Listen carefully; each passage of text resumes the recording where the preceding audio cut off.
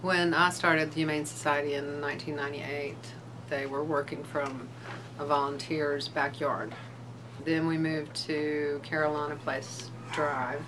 Up until then, it was a small group of people that mainly kept the animals in their homes.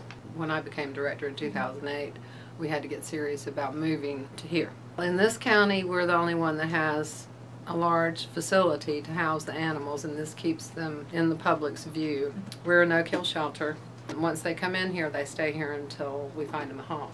Besides taking in cats and dogs as long as we have room, since last December we've been doing a spay-neuter clinic for cats. So far 1,300 cats have gone through the clinic, which has prevented so many litters. What I do at the shelter is I'm responsible for fundraising, but I am ultimately a volunteer.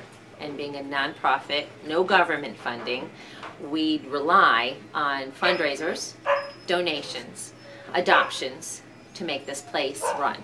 And it costs $33,000 a month for us to function. As a volunteer, you can do a number of different things. You can volunteer at the shelter, that's one area where you can do laundry. You can walk dogs, you can socialize cats, you can mop the floors, I mean, you can change the cages, the list goes on, right? You can volunteer outside of the shelter, which is at our Possibility thrift shop. You can do cashiering, you can do processing, and you have to have some training, but there's so many things you can do. You can also volunteer at your own home by fostering, and we need it all the time. And then you can also volunteer off-site at fundraising events. I am a volunteer photographer. We have 2 dogs and 9 cats. The dog that we adopted here, Joey, he was just about a couple of months old, and he was small.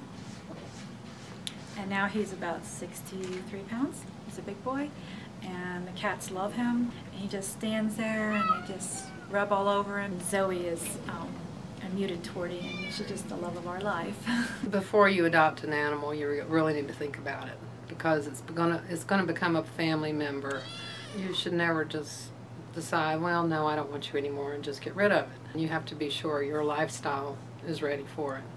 In the process of adoption, that's one thing we can say no. Our best interest for the animal is always the top on our list. First of all, you have to fill out an application, and the application has to be approved. It's a 24-hour wait. Usually with the dogs, they might do a home check to make sure the dog is going into the right home. Any of the animals that come from the Humane Society, I highly recommend.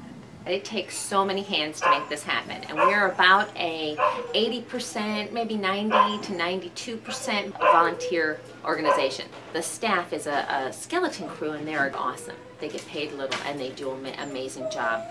But we are here to offset some of the things that they have to do. The Humane Society is a wonderful place. Everybody here cares a great deal about what they do for the animals. We would like to encourage people to not turn their backs when they see animal cruelty. They need to call animal control or even the police department, and don't just ignore it. Something needs to be done about it.